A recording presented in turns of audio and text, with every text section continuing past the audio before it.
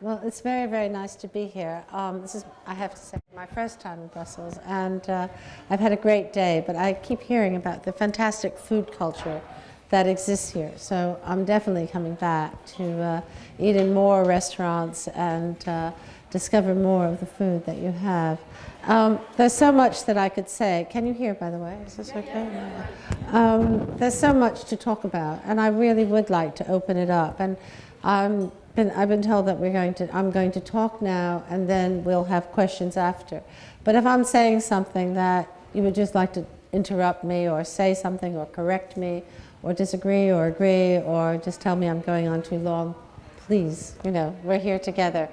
So I think, as I said, we could talk about the culture of food, we can talk about cooking food, the ingredients, and why we all love to go to restaurants. Why do we go to restaurants? I had to speak at my granddaughter's second grade class in New York, and they were all 7 years old, and I actually asked them, I said, why, we have all this food, why do we go? Why do we go to restaurants? And one little girl raised her hand and said, well, we go to restaurants for birthdays. And another one said, we go for when my grandparents come to town. And another one said, well, we sometimes go when we're tired. And my granddaughter raised her hand and said, well, we go when there's no food in the fridge. So the teacher just looked at me, but okay. But I think we all do go for those reasons. And I always think that, again, it's something we can talk about later on, but the dynamic of a restaurant is very interesting because there's so much drama in a restaurant. I think there's a reason probably why out-of-work actors love to work in restaurants, because you do walk into it and there is a drama. So we can talk about all these things, but maybe just to start, I'll begin at the beginning, which was I lived in Paris between 1972, 71, and 76. My husband was an architect, and he was the architect for the Pompidou Center. So we lived and worked and ate and spent most of our time, just enveloped in architecture. And when we weren't working, we were eating and discovering French food. And it was a time of nouvelle cuisine, and that's what we did. And we lived over the market, and so I cooked. I grew up in upstate New York, and my parents were not sophisticated cooks, but we knew about fresh food. We were in a farming area. When we came back from Paris, we wanted to work and live in a kind of more community type of environment. And so, has anybody here been to the River Café? Do you all know, anybody know what I'm talking about? So we bought these warehouses on the Thames in Hammersmith, which was an old Duckham's refinery, oil, and sort of tore them down and created a garden in front with a view to the river. And we worked there, and at that time, it was pretty out of the center. It still is a journey, but then there was nothing around. It was a desert. And so the idea was to have a small restaurant where the architects, and there were also picture framers, there were graphic designers, could have a place to eat. And I'd always been a very interested cook, and my husband was a very interested eater, and his parents were Italian. And we looked at the applications, and I remember we were skiing, and I said, the only thing worse than not having a restaurant would be to have a bad one. I think I'll do it. And at that moment, the River Café was but the next step was to call up my friend Rose Gray, who I knew had moved to Italy with her family, but then came back to London and went to New York to help a kind of almost a daughter of hers, a young woman, opened a club. And so she said she would help her. So she came back, we went to look at it, and it was tiny. It was, literally half the size of this room. And we said, let's do it, we'll do it. And so we were met immediately with restrictions. The council wouldn't let us open to the public. They wouldn't let us open except for lunchtime. And we had an alcohol license, but we were very restrained, and we couldn't. And so we were small, and it was good because we had one oven, we had one fryer, we had a grill, We had one washer up, and then Rose would either do sandwiches and I do a pasta, or vice versa. I would do pasta, she would do sandwiches. And it was really hard because we weren't competing with other restaurants. We were competing with the girl who sold sandwiches on her bicycle. But we persevered, and people started to come. And the first review was from someone who wrote, "I'm going to tell you about a restaurant that you can't go to." Because we were not allowed to open unless somebody worked there, knew somebody. But I think those restrictions gave two women who, with very little experience, the chance to grow. I always say we grew with the restaurant. So for the first few years it was, and then, then we had permission to open in the evening, and then we had permission to open to the public, and it became more possible.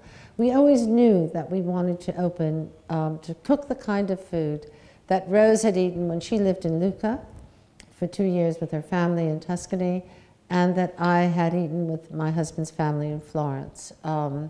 Richard's mother was a woman who'd come from a very sheltered background in Trieste and then Florence to London, and just learned to, if you wanted to eat well, and this is post-war, she had to learn to cook. And again, with restrictions, because there was rationing, it's very hard to get ingredients, but she was one of the great cooks. I always say that on her deathbed, she turned to me, she had amazing skin, Italian, she said, "Ruthie, put more cream on your face and less herbs on your fish." That's what her, that was her last words to me. And so, she was right on both counts. She was a very, very particular kind of cook. But she influenced me, and actually because Rose knew Richard when they were in high school together, she influenced Richard and a whole kind of group of young women that I think Richard was friends with, and in his community, they all became quite interested in food. And for me, living in Paris was, as I said, very important because we lived over the market. And I learned what that meant. I learned that you went to the market every day, and I learned about seasonality. I learned that, in mid-May, the melons would come, and the asparagus would come, and then you would say goodbye to the melons and asparagus, and the cherries would come, and the red peppers would come. And we still, and that's very much the way cooking, that's the way the Italians cook. You go to the market, you see what's there, and then you go home and cook. You don't go with a recipe in your head. So we opened this restaurant with the River Café, knowing that we wanted to cook a kind of Italian food that we couldn't find in London. In London, Italian restaurants, and I'm sure there are a lot of British people here who know that at that time there were trattorias that were owned mostly by waiters. They were managers or waiters that opened them, and they were great. You had the pasta, you had the Chianti, but it wasn't the kind. Then you went to Italy and you had very different food. I grew up in the States, where for me, Italian food was very heavy. It was very southern. It was meatballs and aubergine parmigiana, right? And very, very heavy. And then I went to Italy, and it was like Italian food was a piece of grilled fish with salsa verde and a lemon, or it was a piece of bruschetta with the new olive oil and some salt. And it was so pure and clean and fresh and amazingly unlike the kind of Italian food that I'd seen. So that's how we started the River Café. We wanted to cook that kind of food, and we wanted to have it with the kind of ethos that we had in our house. So that, and also the kind of design that we had. So both of us, Rose and I, had open kitchens. Our kitchens were in our living room. So in the River Café, the kitchen was open. All our children and our husbands were brought up and lived with people who cooking was participation. It was everybody did something. Even if friends came, you'd say, well, while we're waiting to sit down, would you mind just peeling some garlic, or whatever we did. And so we thought we would do the River Café that way, so that everybody who worked there, whether you were a kitchen porter, you were a waiter, you were a manager, you were a receptionist, you were involved in the process of the food. Now that doesn't mean that they would cook, but they would do the kind of preparation for the chefs, which gave it involvement. And it was also a learning curve. We knew that we would only have an Italian wine list, And so we started out with these very strong ideas, and we would cook, I remember the first time I made Papa Pomodoro, which is bread, tomatoes, and basil, and, I had customers just refused to pay at that point, £5 for it. Probably now I won't tell you how much we charge, but so it was a learning curve for the people who came to eat with us because they were introduced to a different kind of food, and for us trying to cook this food. The other thing that we had was in having an open kitchen, which we still have. These are the kind of early principles that we had. We even from the very beginning, we wanted to have a kitchen where we could see the customers. As I said, we had an open kitchen, so they could see us. That there was a sense. I think it was happening.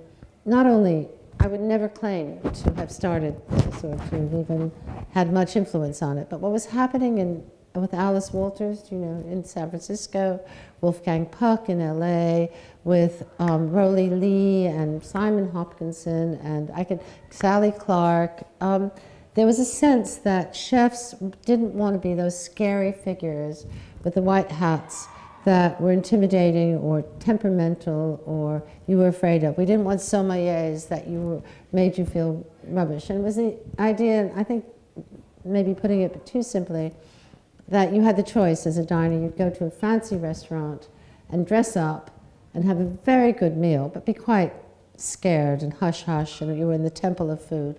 Or you could go, as I said, to the local Greek or Italian trattoria and have a great time and wear whatever you want, but not eat very well. So I think a whole generation says, well, why can't we do both? Why can't we be in a democratic, happy, wonderful environment and eat very, very well?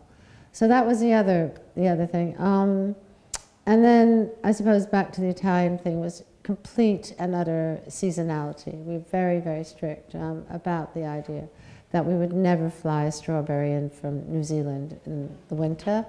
We would never have fish caught in, not that I don't enjoy it, but we wouldn't have fish caught in foreign waters. We're an island, so we would have the fish that we could get, that we would, we weren't able to be, and we still aren't able to be reliant on the British agriculture because it isn't varied enough, it isn't seasonal. If you have Italy, you do have a range from Piemonte to Sicily. So we do have ingredients that come from the Milan market.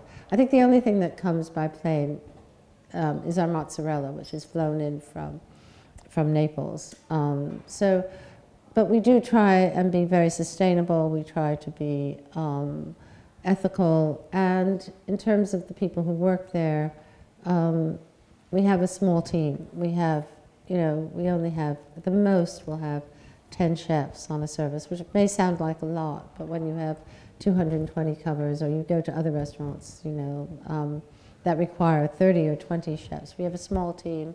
And there's a very, very good dynamic between all of us. Everybody has 2 days off.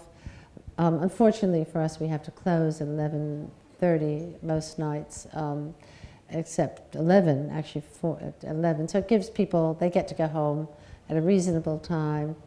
I like to think that we pay people well, we give maternity leave, we give them, we cook the food. The chefs cook the food for everyone. We all sit down to lunch. So in a way, I'm probably painting a picture of a very family organization, a very caring and organization staff-wise, but it also, underneath it, there's a very disciplined rigor. We are tough. We're tough on it, that we have to, we're an expensive restaurant, not that expensive, but we are expensive. And so people come and they're the most important, you as diners are the most, that's why we're there. I always say we want people to leave feeling better than they arrived. So we work very, and I think if you have people that work for you that feel good, they'll be good, it's good business, they'll be good to your customers, So I think it's run like that. Do you have any, should I keep going or do you want me to, I was just going to tell you how we start our day and then I think maybe we're sort of okay. Do you have any questions? Would you like to ask a question now? Because I don't mind. Does anyone want to ask me anything? Should we wait? Yeah, sure. as you evolved, did your prices rise? Yeah, of course. Well, I think what we've done, we use the same equations to price our food. You know, I can stand by every price that I have in the restaurant. So obviously 27 years ago when you bought that sweater, it was a different price. Or if I bought my shoes or my ticket to, you know, Brussels today in 27 years. But we have seen a huge increase in food, fish especially. I think fish is very expensive. We could buy less expensive fish, but we don't. You know, we buy turbot and sea bass and scallops. Our rent is higher, our suppliers charge more. So I think, you know, we basically work to pretty much the same margin that I did 27 years ago. But yeah, if you look at my prices for that soup in 1987, and then you look at it in 1995 and 1998 and 2005, it will be more. Yeah, yeah. So the other thing about the restaurant, which is perhaps different from many other restaurants, is that we change the menu twice a day. So if I were going in tonight when the chef is there, the last job, the head chef's job, will be to the other chefs will go in and do the fridge list, which would be what meat we have, what vegetables we have, fish, and that's the kind of raw. Then they'll go in the cold store and say, we have 3 boxes of spinach, we have 6 boxes of asparagus. I think this is basically the way restaurants work. And then he or she will do the ordering for tomorrow. And so then if I were the chef tomorrow morning coming in, I would look, rather like you do at home. You look in your cupboards and in your fridge and you see what's there, and then you know what you have to buy. And so I will look and I will see that they've ordered turbot, bass, and scallops. They've ordered veal shin, pigeon, and lamb. Say they'll write that down. And then I always know that I've got crab or squid. We always have squid as a starter. We always have mozzarella. And we have quite a short menu. We have 6 starters, 4 pastas, and then 6 mains, 3 fish, meat. And then then I will sit down and I'll look at the team I have. I'll look at the ingredients I have. I'll think about what I feel like. I'll see what they cooked yesterday, so I might do something different. There might be ravioli left that I can use from the night before.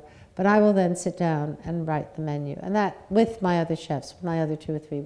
It's a very important time. We sit down and we talk about what's come in. Sometimes I'll bring something and I'll say, you know, there's asparagus today, or something is just, I'm very excited about asparagus at the moment because we're just using it. But, so I write the menu with them, and we write the menu. Meanwhile, the waiters have come in at the same time, and they stand, we have a very open bar, and they will start the prep, because they know that whatever I'm cooking, we're going to need parsley, garlic, chilies, salted anchovies, stoned olives, Parmesan. We'll need pecorino grated. Maybe they'll come and ask me, do you want pecorino today? And they'll come over and they'll say, do you want us to do Swiss chard today? And I'll go, yeah. Or they'll say, do you want to use this? And I'll go, no. Sometimes I know even before I've written the menu. But they're there working away, doing what they do, chatting away. And then by the time I've finished my menu if I start at 9:15, by 10, the other chefs, the chefs that are not helping with the menu are doing the prep, because we get everything whole. We get whole legs of lamb, we get whole sea bass, all our fish comes in whole. We don't buy any fillets. The crab comes in, we have to put the crabs on to cook. And so they will be doing that prep. And then at 10:30, everything is sort of done. The waiters are still doing their prep, but they're almost done. The chefs are coming to me and saying, okay, what am I doing? And I have a kind of little graph with everybody's name at the top, and then their jobs. And I'll say, well, this person doesn't have very much experience, so they can blanch the spinach. This person is the person I'm going to trust with the risotto. This is a person who's really good at making fresh pasta, but that's a whole morning job. So everybody gets their jobs, and then by about 11:30, the waiters are finished, so they'll start cleaning and laying the tables and doing all that. And then they change, and then we have the menu meeting. And then, like in any theater, the curtain goes up. And it's a very, very collaborative effort, because if somebody hasn't grated the cheese that you need, you're in trouble. If somebody hasn't vacuumed the floor, they're in trouble. If somebody hasn't written the menu and they haven't put the prices on, it sometimes happens, or because that person, one of the managers actually will write the menu out by hand, but they have to go up to the computer and type it out, and then we check it. We're in trouble. So it's a very, very collaborative, codependent process to get, that when the first customer comes in, the menu's done, the floor is clean, the tables are laid, the pasta's cooked, the surfaces are clean, everybody's set up. And so then service is, it can be anything. It can be a nightmare because something hasn't worked or somebody's not doing well. It can be the most perfect sort of symphony where everybody's playing their part. And so then you have that stage and the communication with the waiters and customers in the River Café, because I'm literally here. Very often they come up and chat and they say, what did you do today? Or I want to change that, or I want to do that. So there's a lot going on in the course of the day. And this is just part of it, because there's an office upstairs where there are accounts being done, or there's charity dinners being planned, or there's somebody going on holiday, or somebody's cut themselves, or, so there's always something going on. And as I said, in most restaurants, probably going on here right now, in that kitchen or upstairs or somewhere, but we're hidden from it. In the River Café, it's quite out there. I mean, obviously I hope the customer doesn't get distracted from their meal to be distracted. So that is sort of, I don't know, I'm trying to give you, but I'm sure I'd love you to ask me questions about the food or about the staff or about the way we run it. But this is just a kind of introduction to who we are and what we do.